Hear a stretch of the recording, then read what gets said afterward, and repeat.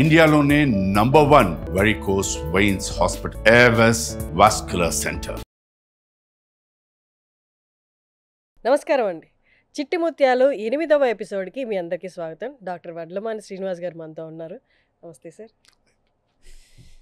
ఈరోజు నేను వాల్మీకి రామాయణం గురించి కొన్ని తెలియని విషయాల్ని విశేషాలని ప్రపంచానికి తెలియజేస్తాను.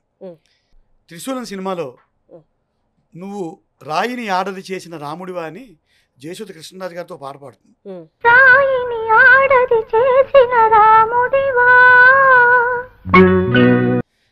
ఇది రామాయణ ఇతివృత్తం. రాముడు కాలు తగిలి ఒక రాయి ఆడదవుతుంది, అహల్య అవుతుంది. అయితే నిజానికి వాల్మీకి రామాయణంలో అహల్య లేదు, ఈ రాయి లేదు, రాముడు కాలు తగిలి ఆడదిగా మారడం లేదు. ఈ వాల్మీకి రామాయణంలో లేని కొన్ని సంఘటనల గురించి మనం ఇప్పుడు చర్చించుకుందాం.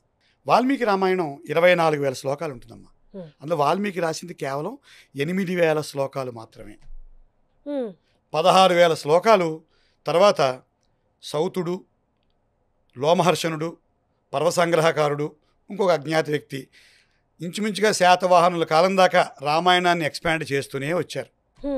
కొన్ని ప్రయోజనాలు ఆశించి, కొన్ని ప్రయోజనాలు ఆశించకుండా రకరకాల కారణాలతో ఇవి జరుగుతూ వచ్చాయి. వాల్మీకి మాత్రం రాముణ్ణి కేవలం మనుషుల్లోనే ధీరోదాత్తుడు, ఉదాత్తుడైన మనిషిగానే చూపించాడు, దేవుడిగా చెప్పలేదు. రాముడు కూడా ఏమంటాడంటే, ఆత్మానం మానుషం మన్వే రామం దశరథాత్మజం. నేను రాముణ్ణి, మనిషిని, దశరథుడు కొడుకుని అని చెప్పుకుంటాడు ఆయన గురించి. ఆయన ఈవెన్ మన నార్త్కి వెళ్ళినా సార్, అక్కడ అందరూ దేవుడు అన్నారు, మా రాజు అనే, మా రాజు, మా రాముడు. ఇందులో భాగంగా ఇంకా ఇటువంటి ఇంక్లూజన్స్ ఏమి వచ్చాయో 1-2 మాటలు చెప్పుకుని క్లోజ్ చేద్దాం.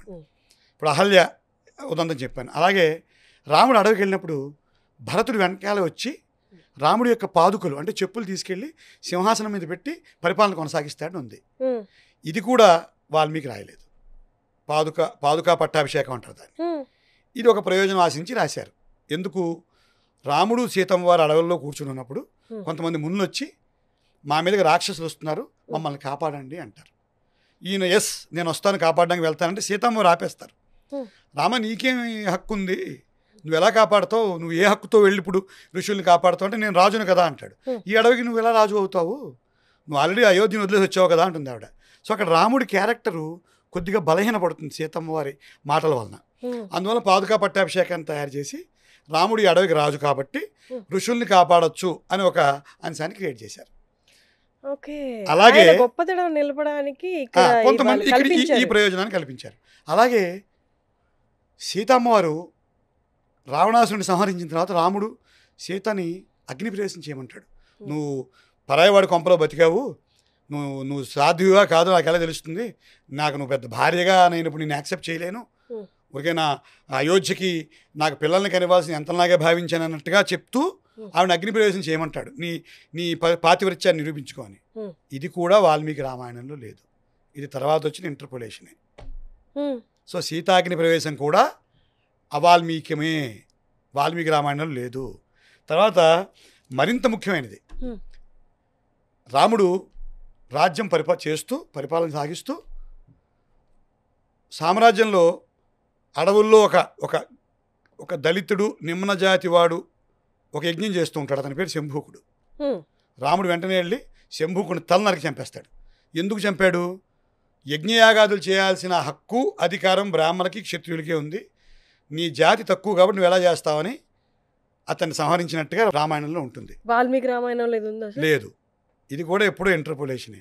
దీనివల్ల అప్పుడప్పుడు రాముడు యొక్క క్యారెక్టరైజేషన్లో చిన్న దాన్ని అంటారు డీమీనింగ్ ఆఫ్ రామాస్ క్యారెక్టరైజేషన్. ఇప్పుడు మీ లాస్ట్ది చెప్పిన దానివల్ల నిమ్న జాతి వారిని చంపడం వల్ల రాముడికి చెడ్డ పేరే కదా.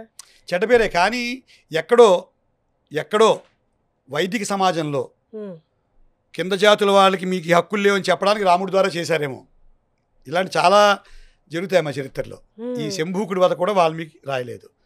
అదేవిధంగా లవకుశులు, ఉత్తర రామాయణం అంటారు దాన్ని. రాముడు తర్వాత మళ్ళీ అమ్మవారిని ఒక చాకలివాడి మాటకు అనుమానించి సీతామ్మవారిని మళ్ళీ అడవులకు పంపడం, వాల్మీకి ఆశ్రమంలో లవుడు కుసుడు పుట్టడం, ఇది కూడా వాల్మీకి రామాయణంలో భాగం కాదు. ఇదంతా పూర్తి స్థాయి కల్పన. ఈ పద్యాలన్నీ శోకాలం తర్వాత రాసినవే. వాల్మీకి చక్కగా రావణాసురుని సంహరించి తన భార్యని తీసుకుని రాముడు ఒక పురుషోత్తముళ్ళ ఒక ధీరోదాత్తుళ్ళ శత్రువుని సంహరించి మళ్ళీ వెనక్కి వచ్చి అయోధ్యలో హాయిగా ఆయన పట్టాభిషేకం చేసుకుని పరిపాలన చేసుకున్నాడు అమ్మవారితో కూర్చుని. ఇది వాల్మీకి రామాయణం. ఈ 16,000 శ్లోకాల్లో ఇన్ని ఇంటర్పోలేషన్స్ జరిగాయి. కొన్ని ప్రయోజనాలు ఆశించి, కొన్ని లౌకికమైన ప్రయోజనాలు ఆశించి, కొన్ని కులపరమైన ప్రయోజనాలు ఆశించి, కొన్ని రాముడి యొక్క క్యారెక్టరైజేషన్ కొంత బలాన్ని చేకూర్దామని ప్రయత్నం చేసి, రాముడిని దేవుడిగా చేద్దామని కొన్ని ప్రయత్నాలు చేసి జరిగాయి తప్పితే వాల్మీకి రాముడు ఒక మంచి రాజు, మంచి భర్త, మంచి తండ్రి, మంచి కొడుకు, మంచి అన్నయ్య, అంతే. అతి మంచి పురుషుడు. అందుకే మర్యాద పురుషోత్తముడు అంటారు రాముడిని. అంతేనమ్మా. Thank you.